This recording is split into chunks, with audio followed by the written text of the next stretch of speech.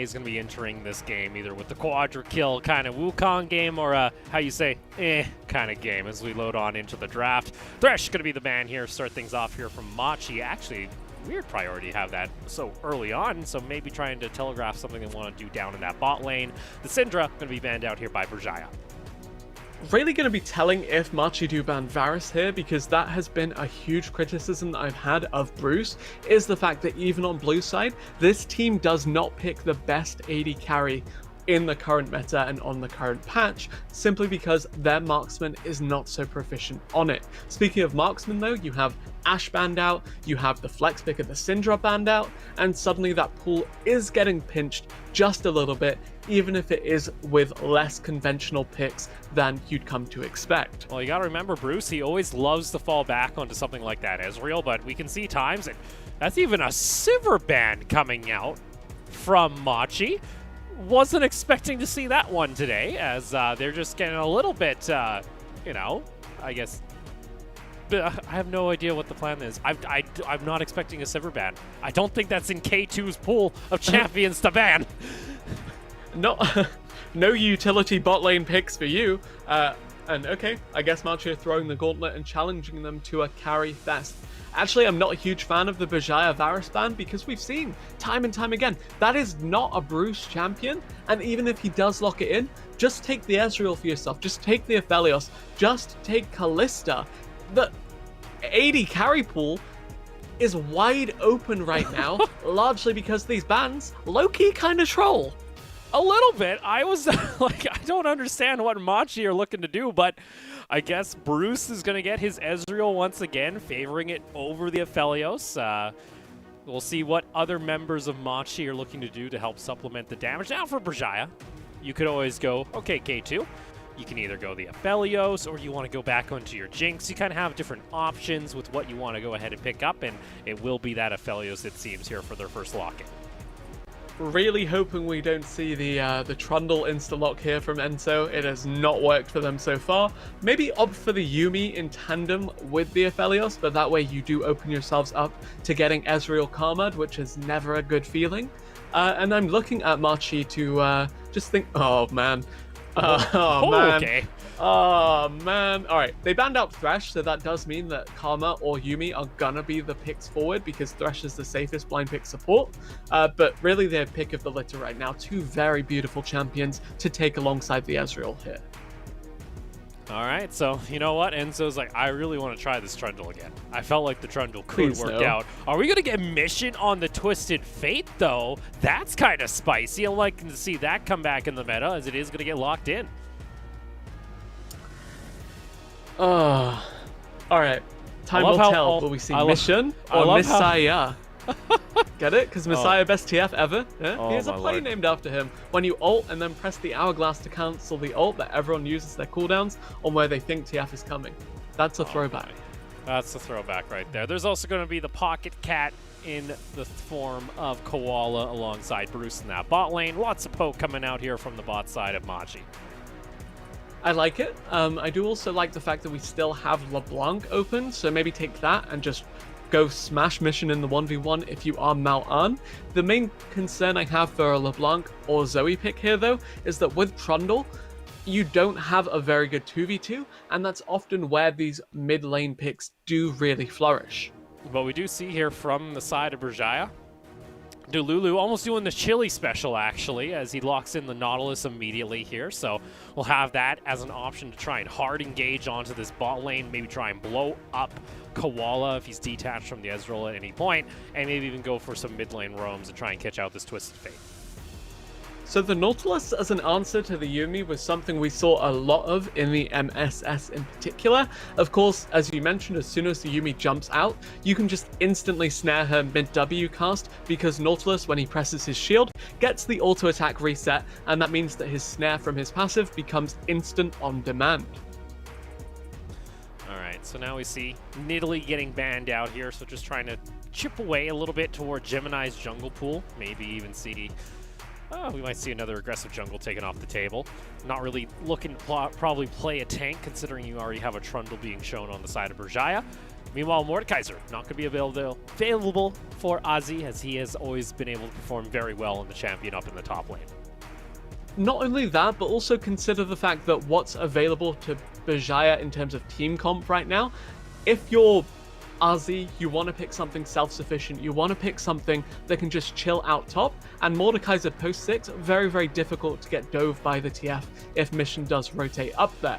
I like the TF, by the way, with Ezreal Yuumi because of the fact that it can ult bot lane and back up the Ezreal Yuumi, because the way to play against Ezreal Yuumi right now is to coordinate big dives into that bot lane and just kill them time and time again before they have a chance to scale. And that's why I need to see a pushing or at least supportive mid laner from Mal'An that can actually influence that bot side focus from Berjaya Dragons. Alright, so no Sylas being available either, so now for Berjaya, see what they want to show here. You already have your counter pick available in your mid lane, and they opt into something a bit more for that team fight, going with the Orianna here.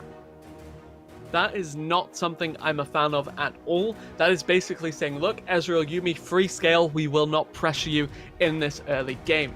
Actually, I do like the Sylas ban, by the way, because A, it means that Ornn is a safe pick for PK if he wants it, but also it means there's no chance of the Sylas stealing the TF ult and coming down to, again, as I mentioned, dive and pressure the Ezreal Yuumi. All right, and Gemini, he's going to get one of his more aggressive pickups, going to be that Lee Sin. We'll see whether or not he's going to power farm similar to River, and then all of a sudden show up on the map and take away, 8 kills. And for PK, you can go something with a little bit of team fight, some CC, something to disrupt the plan of Berjaya in the form of that Wukong. Koala locks in the monkey for his top laner. PK did pretty well on the champion yesterday, you could say. He got a quadra. I like it. Pretty well. Yeah, I like it. Really, we've seen Malphite being taken into Wukong globally. I'm not too keen on the Gragas unless Enzo's taking this into the jungle and you run the Trundle top. Okay, I like that actually. That is nice. All right, so let's see if that is actually going to be the case. We'll have to see how the champion shift about, or if it's going to be a lane Gragas. Who knows? We'll have to see, as on the side of Machi, pretty self-standard where we're expecting to see most of these characters go. On the side of Berjaya, are they actually opting to throw the Trundle up and toward the top lane, and then we have a Predator Gragas in the jungle? You actually could see any of Nautilus, Gragas, or Trundle be in top jungle or support. But like yeah, it actually looks like it will be top lane Gragas. That's solid. You have a lot of disengage, plus if the Lee Sin comes to gank you, you channel your E when he is following up on the Q and you interrupt him and, just escape unscathed. But yeah, this is very much an unconventional matchup and really will, put the burden of execution on Ozzy to make what looks like a pocket pick of his actually count. Yeah. We'll see whether or not that's going to be the case here for Berjaya. Of course, at the moment, Berjaya currently sit 0-2 for their opening week. Looking for their first victory. If they can do it here against Machi, it gives them a little bit of more confidence after falling to Resurgence, a team they heavy-handedly defeated back in spring. Machi looking to remain toward the top of the table as we load onto the Rift for our 5th game of the night.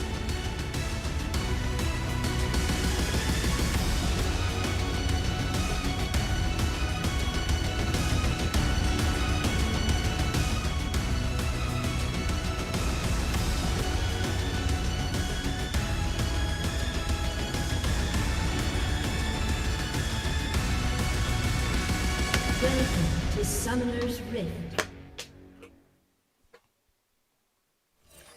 Bit of a new dawn, even though it's about 8 o'clock at night. Sometimes our intros kind of confuse me, sometimes the Briz.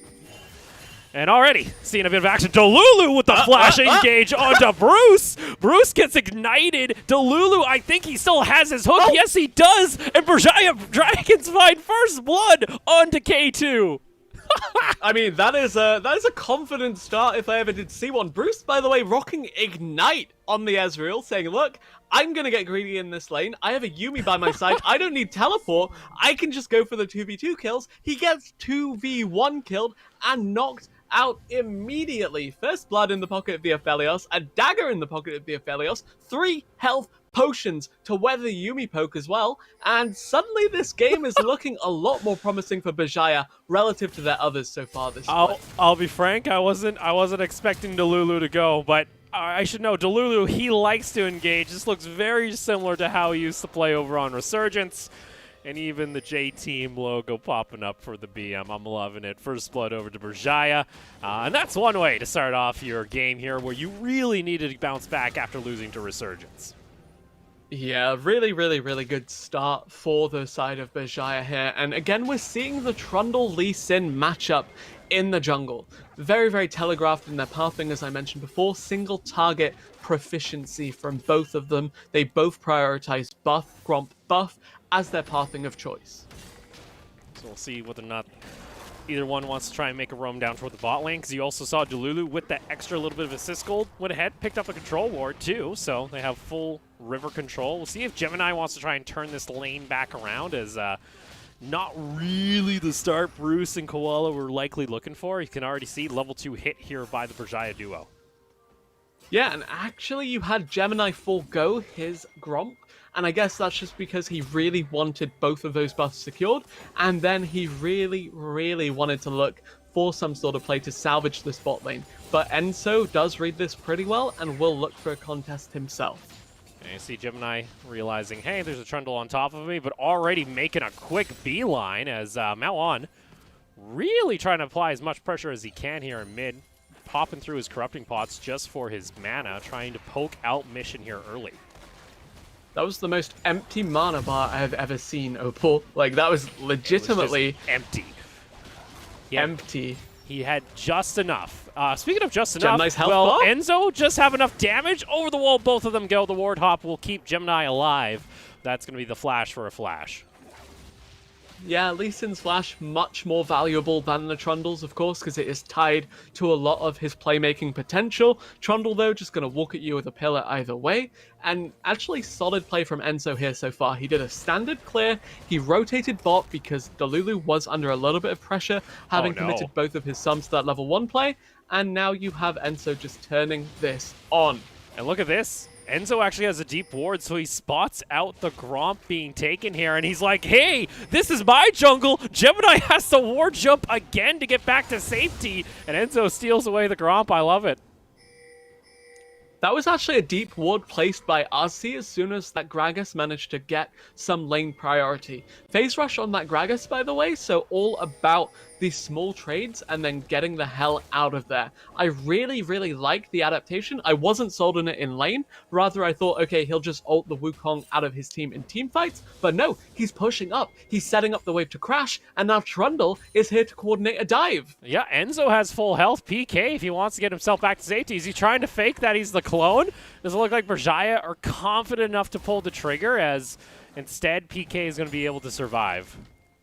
Yeah, Wukong, a bit of a spooky dive, and also you had Mission just kind of rotating up towards this top side. Spellbook on either side for these mid laners does mean it will be a PTF. As I mentioned before, typically you'll see Omni Stone for your AD TFs, and yeah, AP does like to go Spellbook for the utility and the gold card setup. I'd be a little bit concerned if you wanted to go AD, or else they'd be running 4 ADs across the board on the side of Machi. Yumi does enough damage. Let's be real. Yumi does a lot of damage. That's true. That's true. You know, Cat, he can blow up she can blow up anything. Nonetheless, Enzo, the Trundle that is everywhere, makes his appearance now down toward the dragon, and we'll look to secure that, as it doesn't look like Gemini is nearby to try and contest.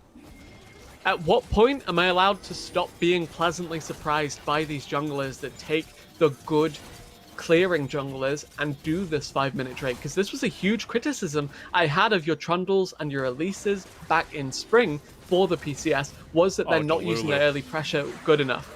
Delulu, becoming the most mobile Nautilus you can possibly be, ended up Hex flashing over the wall, then using the Blast Cone, is enough to dissuade the bot lane of Machi to try and contest the Drake, and that's going to be the first stack over in favor of Berjaya. Yeah, actually, the way you do take over lane against a Yuumi. We said coordinate some early dives, but also once you get lane priority there, it's really difficult for her to swing it back. And the fact they cheesed a kill at level 1 and then pushed out the wave was really, really, really good at lending a lot of strength towards Berjaya's control here. Lulu going in for the flash engage, gets the hook. Koala is going to get ignited. TF ultimate is nearby. Here comes Malon, though, on this Orianna, looking for the shockwave. A nice dodge, though, coming out from Bruce will bring him and his support back to safety. And this is what we called back to in Champion Select, was that the TF gives a little bit more safety towards his bot lane being dove. You deal with the Yuumi by pushing her in, you deal with the Yuumi by diving her and the Ezreal repeatedly. And because of that, Berjaya make a proactive play, but have it answered summarily. And you see Ozzy, he's being more of a nuisance to Gemini now than Enzo, as Gemini was looking for an invade to try and steal back one of the camps, and instead, Gragas makes a roam and is able to keep that available for Enzo. This is wonderful, actually, because that was the knock-on effect of that early deep ward that Ozzy placed for Enzo in the enemy topside jungle as well. The Gragas, not only is he holding his own in lane, but even if he's not getting a kill or a correctly executed dive, he's actually just getting his jungler back into the game and allowing Berjaya's team to play for that bottom half of the map without having to worry too much about their losses on the top side. Can I just say I'm loving that PK, at least in lane, has been just spamming his S key to make it look like he's gone into a clone state, and now Ozzy has That's no idea. how you do it, Opal. That's just how you do it. You play the mind games and making it so Ozzy doesn't know whether or not he can actually walk up to the wave without just being hit. Berjaya, though, here for the 8-minute Herald and the dive, perhaps. Let's see PK getting a bit aggressive, puts out his clone, and that's actually a nice barrel back, ends up bringing him closer to Ozzy. Now PK, does he try and turn back a kill? He might be able to, flashing on forward, gets the Q out. He will at least trade back a kill. Can he get himself back to safety? Gemini came on by, and that is an awful attempt here coming out from the side of Berjaya to actually go for a kill as the Wukong just gets a free pickup.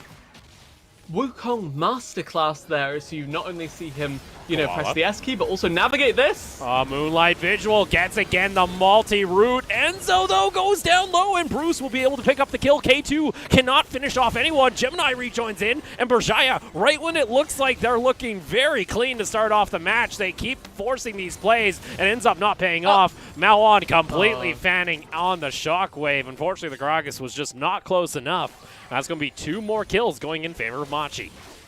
Yeah, the panic shockwave, but in Berjaya's defense, blinking health bars across Machi's board, so it could very well end up being a Rift Herald secured for the side of Berjaya. But let's just see. Wukong masterclass here. He chains his spells perfectly. He does his jukes. He gets out.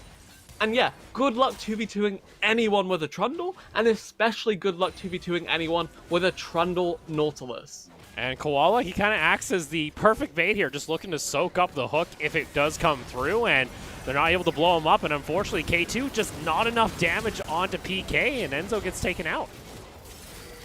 Yeah, really, really waiting for this Aphelios to rack up some items. We actually saw the Gate and Destiny come out. Delulu just gets taken on down. There is your gold card. Malon forced to flash away, but guess what? Bruce follows through and finds himself a double kill. And it looked good for Berjaya for the first 5 minutes. I've said those words before today, as Machi have kind of turned on and said, hey, we're playing League of Legends. In Berjaya's defense, they do have that first Drake secured, and they do have this Rift Herald secured to boot. Delulu may be biting off a little bit more than he can chew. I would have liked to have seen him actually hook downwards onto Mission, and then have Ozzy just pincer up, or just, not hook at all. I think he just wanted to sacrifice himself. The call got a little bit mixed with the attempted turnaround, and yeah, Berjaya, they could have gotten away a little bit cleaner, but at the end of the day, they are in full control of the neutral objectives as of present. And, even though Bruce got taken down early, he now sits on 3 kills on this Ezreal. He's sitting very pretty for now his mid-game, where he's going to be able to start stacking up that tier as well, start getting some decent damage out with that Sheen. And now for Berjaya, Will they try and answer here, as that is Delulu going on into the Shockwave. Shockwave, and Gemini gets taken down. A nice combo finally works out, and PK trying to at least trade back a kill. He might be able to do it, but no, he gets taken down, but Bruce will be able to find the execution. A double kill for the Orianna, but K2 finally gets himself on the board with his second kill of the game. A huge swing back in priority for Berjaya, though, and Mission out of mana here. He has enough for the gold card. He has his sums. He'll get out, but Berjaya should secure this Infernal Drake and should secure a lot of pressure. He on the hunt. No Predator, but still a Gragas. That is Rift Herald, though, popped down in this bot lane, and that will allow K2 to pick up first brick gold on top of the turret plating. And it's actually a nice boost back into Berjaya's favor.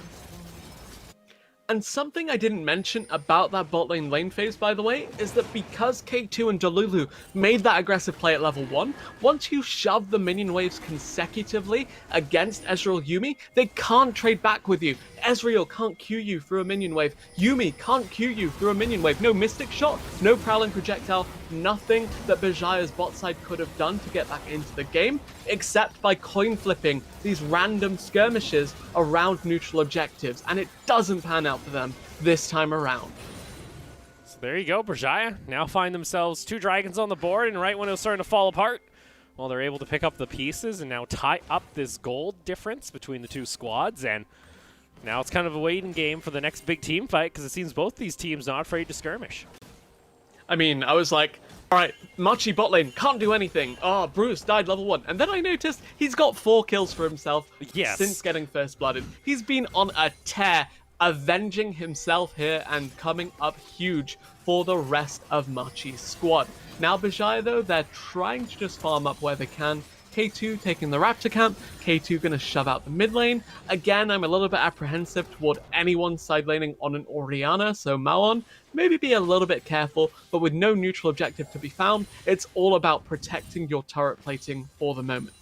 We can do a little bit of check-in, too, because you have that GLP now completed from Malon, so he's able to throw out that slow field. You do have Roa, though, online for mission, so he's going to be starting to be able to stack that. And we saw when Tank was playing it, well, it was a pretty tanky TF when he's able to get those stacks going. So, again, I feel like we're kind of now in a little bit of a grace period until we have our next Dragon coming up in about 3.5 minutes, as well as the next Rift Herald. This is actually the EU solo queue Orianna build nowadays, and I am a big fan of it. It's GLP into Spellbinder, and yeah, it's very much control focused, and it's all about those big shockwaves, but you also have super good burst to, you know, get further augmented by this selection of items, and I do like it. It's a lot of utility, it's a lot of front-loaded damage, and so Berjaya is saying, look, let's go for these wombo combo team fights and hope like hell that Asi doesn't ult 4 people out of the perfect Orianna shockwave. Yeah, that is kind of the doomed fate here. You have one ultimate that brings everyone together and one that separates them. You need to layer it the correct way, or else it can be doomed. I know myself, I've felt that pain in solo queue before. Malon, though, going to split push. I like that both mid laners like, all right, we're just going to solo lane on the other side of the map. We'll meet back up in about 5 to 10 minutes when you're ready to fight. I mean, yes, but on the other hand, you do have to consider that TF is, of course, a way more renowned split pusher than the Orianna. That being said, the Orianna, much better at team fighting, so if Berjaya can force these team fights, can hard engage, can get on top of the Ezreal Yuumi, as we mentioned time and time again, whether that's a flash, Gragas, body slam barrel, whether that's a Nautilus hook to the face, followed by the depth charge, whether that's the miracle shockwave, look for Berjaya to continue their proactivity and look for them to opt into these crazy 5v5 scenarios. And also note here, you got some more items coming online now on the side at both Machi and Berjaya. Trendy Force complete for PK, and now you have that Infinity Edge for the Aphelios. And we do see Gemini maybe looking for a play up toward this top lane as Malon. Oh, don't do it. Oh, he uses the Dissidence. Is that ward actually in there? Okay, it is, but in comes now the rest of the team, as that is going to be the teleport from Ozzy, as well as the Destiny popped by Mission, just to spot out where Berjaya are going, and unfortunately not able to find a play here on Machi's spread apart members. Yeah, this is what happens when you split push on the Orianna, though. You're essentially food for whoever chooses to navigate their way up to that same lane. But because that was happening, because it was the top lane that gets answered, Berjaya are rewarded for Machi committing so hard to that by just rotating everyone up, chasing Machi off of the potential dive, and chasing Machi off of this Rift Herald. And there you go. Rift Herald secured now by Berjaya Dragons. That'll be their second one of the game, actually, so if they really want to, they can try and funnel that back onto K2, similar to what we saw the first go-around in that bot lane, as he's now working toward his first seal item, likely to be the Runeans. And, yeah, gold graph a little bit all over the place, looked in favor of Berjaya. Machi, though, have been able to slowly crawl their way back in and maintain about 1,000 gold lead here for the first 15 minutes. I mean, we're talking about gold and inventories. I was talking about Orianna, maybe a cursory glance to the APTF. Item spikes for both AD carries coming in pretty rapidly, looking for 2-3 items before the really big explosive team fights. But then I'm also looking at Ozzy and I'm like, what is this build, man? He has 100 CS at 17 minutes. He has Seekers plus a Hextech Revolver. And I'm thoroughly uninspired by this Gragas so far. We call this the variety bucket build. All right, he wants a little bit of everything. He's got some penetration. He's got some armor to deal with the Wukong. You gotta admit, you might be, trashing on him for that CS number. Reminder, PK is only 10 CS or so above him when it comes to the 17-minute mark. So both top laners have been, I guess, indulging into the chaos that have been some of these team fights. Berjaya, though, looking for the third dragon of the game. Gemini might be looking for a steal himself. PK wants to go for the engage. Final chapter is going to be popped. That's a massive knock-up. In comes the rest of the squad, and that's another knock-up. K2, though, is able to survive. Dragon's still alive at the end. Gemini is able to walk in, and somehow no one from Berjaya falls.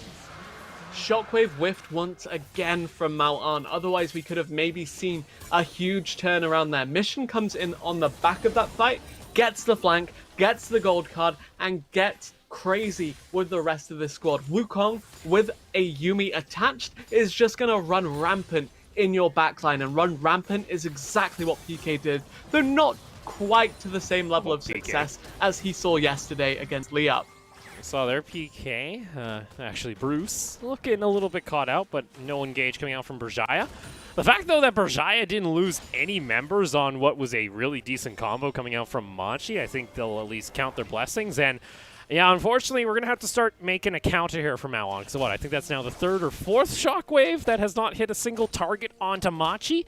Maybe a little rusty when it comes to the Orianna handling. And the thing about this build is that, yes, it's about control. Yes, it's about locking people down and being full utility, but you're still a champion whose identity is largely balanced around the impact of that ultimate. The Shockwave is why this team can flourish in a 5v5, and the Shockwave is what we have to keep looking at time and time again, especially as these late game team fights, as these later game death timers really start to become more and more impactful. And, unfortunately, because Malon's been, all into these side lanes trying to split push, his farm game has also been starting to suffer. He's starting to fall pretty far behind of Mission, now 40 CS below the Twisted Fate. That's pretty much half an item right there. Delulu getting very aggressive, wants to jump in onto Gemini, but that's an easy call on the side of Machi to turn it right back around. Bruce is unstoppable. And that is the power of the Twisted Fate, being able to join the fight whenever he wants, and AP Twisted Fate at that, dealing a solid 2/3 of K2's health to boot. Enzo? He used the Blast Cone. He's like, I want that control ward. He's tanky. Yeah, Bruce now finds his 5th kill. This Ezreal's starting to become a bit of a menace. Plenty of cooldown reduction. And PK this entire time has been able to just split push down in bot lane and should be able to take the first tower. Arcee could clear out this wave, will clear out this wave, so it's not too terrible. And with the Herald being forced to pop mid without any real push, it means that Machi are now taking full control of the map. They had a good case for that mid lane tier 1. It's going to get bounced back on with the Herald pressure though, but they do get both side lane turrets to boot. I've seen this before. Delulu gets a hook onto Gemini. What happens afterwards? Well, he'll get himself back to safety. And all right, I love that Delulu was aggressive, level 1. It's now been, 2 or 3 hooks now that have ended up costing him his life. As I feels like Machi are just a little bit faster on the rotation, considering the fact that they do have that Twisted Fate, like you mentioned. Yeah, and just looking at the Twisted Fate now on 2 items, looking across from the TF onto the Orianna, it feels like Mawan has just sat on these items for an incredibly long time. Part of that is because Spellbinder does, cost quite a bit of money. Just thinking about Needlessly Large Rod being 1250 plus everything else in between. And suddenly these item spikes for the side of Machi are just looking way more significant. I criticize the inventory of Ozzy, I'm now going to criticize him for dying here. And there you go. Mission even brings along a spare cat for his troubles with that Destiny. It's a 2-for-1 combo, and Mission will be able to pick up the kill. Yeah, Yuumi following TF, low-key kind of brutal to deal with. That being said, it's not every day you find the Yuumi actually in the same lane as the TF pre-ultimate to begin with. So yeah, it's a rare interaction, but a pretty damn devastating one at that. But with that huge commitment, it is Bruce alone in the mid lane, pulling the minions away from the tower. I like that, but still going to lose the tower at the end of the day. Oh, but look at this. The chase could be on here. That's actually going to be the ghost being propped here by Mawan, just wanting to disengage. Doesn't want anything to do with this, as PK a little bit low on mana, and he doesn't care. He's taking second tier tower down in bot lane. That's going to be another neutral objective off this map, taken in favor by Machi. That's PK is no Fiora, but still a Trinity Force split pusher, so you have to give a lot of respect over to this Wukong. And yeah, that mid lane tier 1 finally falling down just opens up so many more possibilities for Mission to run rampant with the threat of a Destiny, with the split push pressure, with the Lich Bane that we kind of glossed over, just comparing him to how far ahead he was relative to the Orianna earlier. The Lich Bane augments that push even more, and okay, regardless of his tower damage, a gold card to the face of K2 is now going to deal a significant chunk of health to boot. Well, looking at K2, oh, that's unfortunate, Ozzy. Unfortunately, the scuttle not his at this point. Delulu once again pulls the trigger, but that is a shockwave combo that does take down the Ezreal. And now the ensuing fight, Moonlight Vigil, it's all crap. It's all over the place, though, because, oh no, this is all over the place. It's still going to be a double kill going on over the K2 in the very end. And now Mission having to back off. And, oh, these fights are getting really messy with PK. He does do a little bit of an interrupt, but in the end, Berjaya are able to find the extra kill and now look for their 3rd dragon of the game. Yeah, credit to PK for finding backline access there, but with this straight going down now, the onus is on Machi to make things happen in the immediate future. You have 5 minutes before you have to worry about that soul point coming up, but Mission ulting down the mid lane may leave himself being a little bit exposed here. Mission getting very aggressive here, ends up popping what he can. He's going to get hooked on back. In comes the teleport as well. Gemini wants to try and turn back this fight, does not have his kick available, and Mawan is there to get the damage. True Shot Barrage, though, is doing enough damage. Oh, PK, though, wants to join in onto the fight. He's just there drawing their attention, and that has allowed the rest of Machi to escape. Ozzy can't find the kill. Bruce is back online, and he takes down Mawan with the Mystic Shot. I mean, I was about to hard flame Bruce. I was like, do you really want the Ignite now? Do you really not wish you had TP to join that fight a little bit sooner? But it's better late than never. He threads the Mystic Shot to follow up on his W, and he gets so much damage down, now running interference while also DPSing the Baron. The perks of being a long-range champ. PK, though, jumps into the back line, pops his first ultimate, trying to get on top of K2, but he cannot do enough damage, and the Aphelios will live. They do trade back, though, 2 kills in response, but still are not able to secure the Baron as Berjaya are able to stall it. Yeah, with the Blast Cone being taken earlier by Machi as well, though, it meant Berjaya had to funnel in through that choke point to find access to the Baron Pit. That meant it was a free ask of the side of Machi to just answer it. They just, said, all right, we'll go for it. We'll poke you down. We'll hard engage. Wukong ult is back up. Of course, a ton of CDR just innately packed in between the Triforce and the Corefield's Warhammer building towards that Death Dance for the Wukong. And yeah, Berjaya, they weather that storm. They stop the Baron, but they lose a ton of gold for it. They all started back here with this, again, rather hasty engage coming out from Mission, but was able to delay it long enough, and Berjaya are so split apart. And the fact they just decide not to finish off any kill and almost, just jump on top of a Wukong that could easily ult back. I mean, this is where I was like, imagine if the Ezreal had TP here. He could have joined this fight earlier. He could have made that Baron take so much cleaner. But he shows up, he gets the Orianna, and he gets a ton of pressure swinging back in favor of Machi here. And then, as I said, last cone being taken, you have to walk into the pit. Have to walk into the pit, and they don't even have the Orianna for that big shockwave, or she would love to find a choke point like this. And PK, the ultimate, was back off cooldown. Yeah, Mission always finding his way via a flank into these fights as well. Credit to him where credit is due. Hasn't looked too hot in recent weeks, but even though he got completely trashed yesterday by Tank making his debut on the PCS stage, looking pretty hot now. So now my question becomes, what is going to be more efficient when it comes into the late game here, Briz? Is it going to be the 200 armor Ezreal possible build, or is it going to be the 200 years of Aphelios doing a little bit more for these squads? So the thing about the Ezreal is that it's not necessarily the Ezreal that's, you know, winning these late game fights. The Yuumi is the one that scales significantly harder, and that's why I'm still giving the edge to Machi. Even if Aphelios can just trash the Ezreal in the 1v1, the Yuumi is the unsung hero, and the Yuumi is the champion that is so obnoxious to deal with later on in this game. No Flash Renzo though, so again, he'll have to manually walk the long way around into this pit. Malon is nearby though, could look to try and pop in the ball to try and see if he can disrupt at least the take from Gemini and Bruce, and it might be enough. Mission maybe looking for a play, just using the Destiny, and that's enough to force Berjaya just to walk away and give a complete Baron pressure. Now wanting to try and go in for the fight. PK able to find himself a knock-up. The final chapter able to do enough, and they take down K2 extremely low, and that will be the kill going on over to Gemini. The shutdown is there. Mission has joined in on the team. Gold card finds its target, and Bruce is on a killing spree.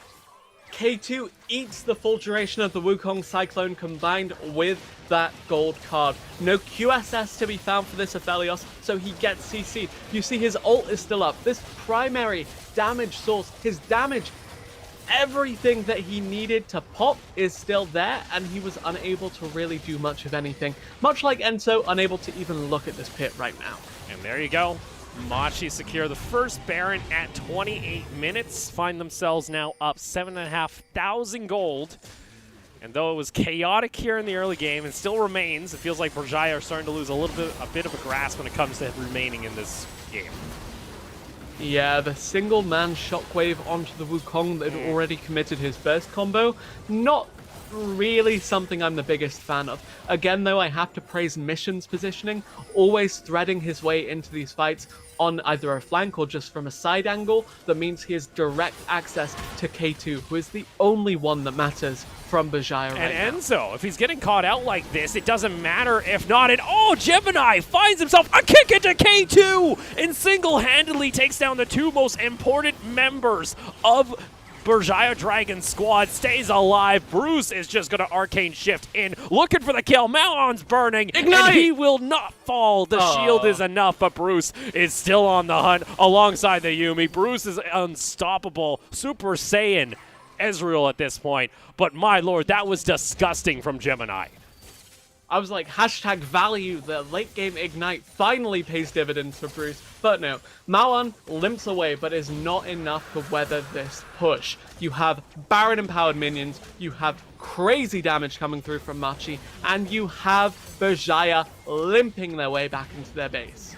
And there you go, Inhibitor is going to be taken down. It's a 12,000 gold lead, still with the Baron buff, and PK whacking away on the tower with the clone, and Enzo's there to at least try and clean up what he can, but unfortunately, Berjaya's base starting to look in shambles. Let's take another look here. I got to highlight Gemini. He had some sick Lee Sin play here.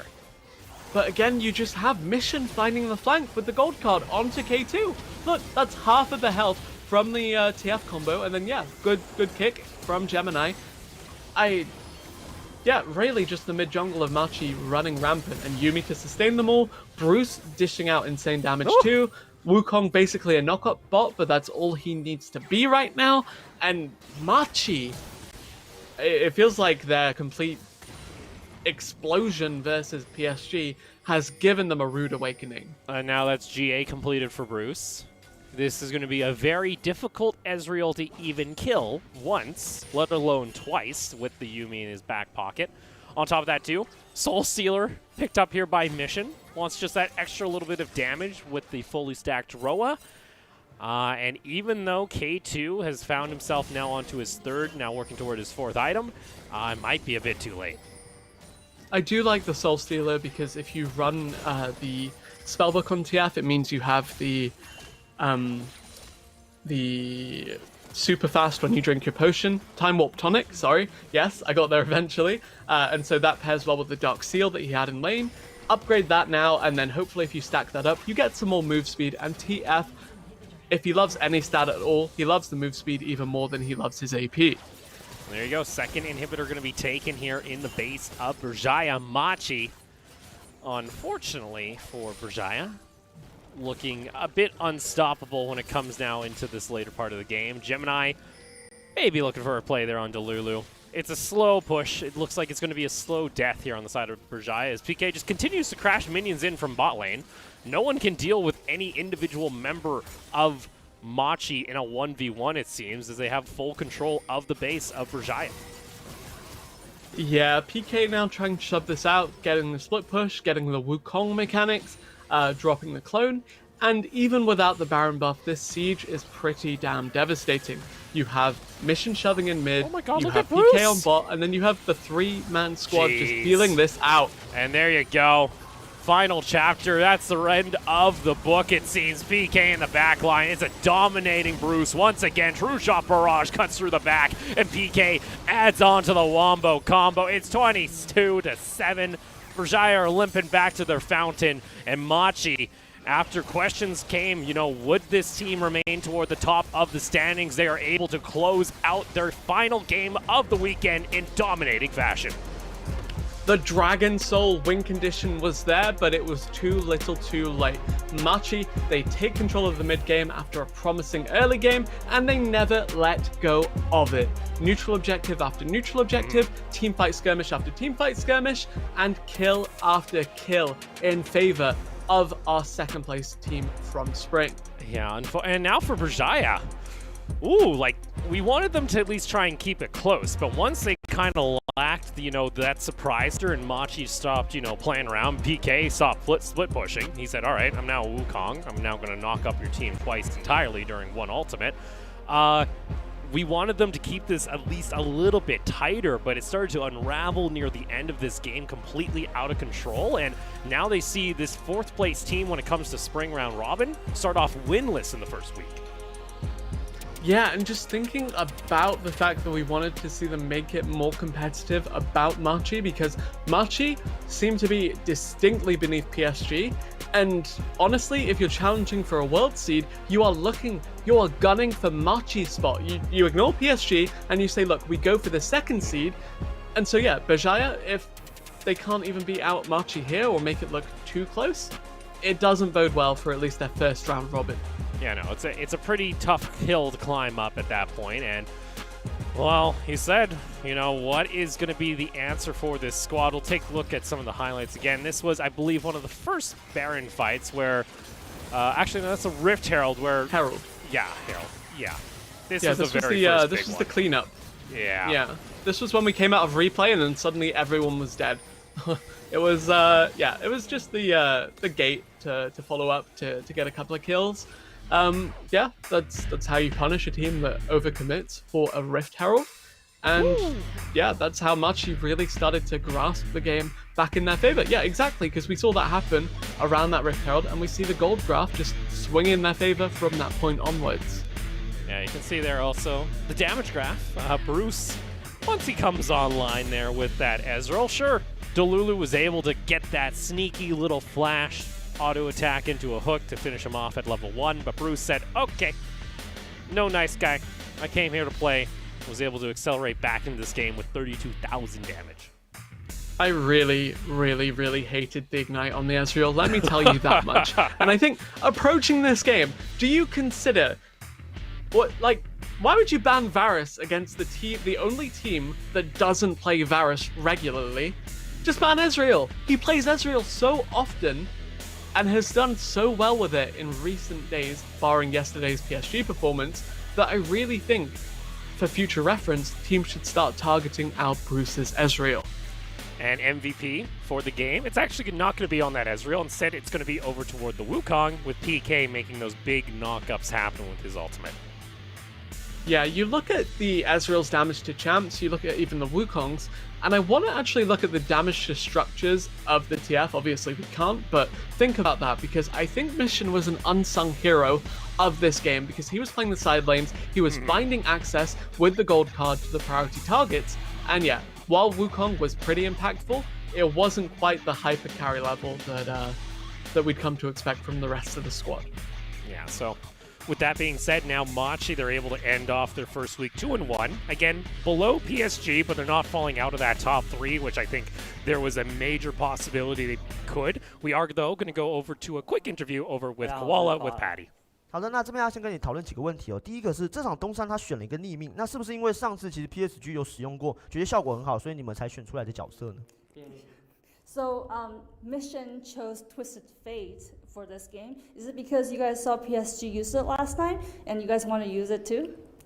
并不是，就是因为春季赛就是冠军赛的关系，就是少很多角色，所以他休赛期也练了很多次角色，包括另密，所以就是他今天也就是会拿出这角色。 So we saw that they used it and they did pretty well. And during the off season, we also practiced this champion. So that's why we chose this champion in this game. 对，那我们听到一个重要的消息，就是他练了很多角色，包含逆命，所以除了逆命以外，还有其他角色。我刚吓到他刚说包括的时候，我以为他全部都讲出来了，包括我刚抖了一下，谁，全部说出来。哇，那当然，在第二个问题要请问一下，就是这场 Bruce 的 Q 其实相当准，也因此拿到不少人头。Yumi 搭伊泽瑞尔是在下路其实相当强势的一个组合，那有没有组合比较能跟 Yumi 跟伊泽瑞尔抗衡的呢？ So Bruce's Q skills were really good in this game, and you guys got a lot of kills because of that Q. So Yumi and Easy are a pretty good combo on the bot lane at this point. So if you give us some suggestions, what kind of suggestions would you give as a combo on the bot lane to counter that? 就克里斯塔或达瑞文，然后配上瑟雷西或纳迪乌斯之类的。 I think Callista and Draven with Nautilus or Thresh would be a good counter pick for Yumi and Israel. 哇，这个 Koala 给出了这个答案，那这两个答案基本上比较难达成。要么是选不出来，要么就没人非会玩。没错没错，那也非常感谢 Koala， 也非常感谢翻译的姐姐，那也再次恭喜 Machi 拿下这个。Hey, heard there, you know, they said, okay, cool. We didn't get completely smashed by that Twisted Fate. It wasn't, you know, it was our idea, all right? They were like, you know what, PSG, that looked cool, we're going to try it. They were practicing it, at least it seems, during the spring, and maybe some other teams have been doing the same.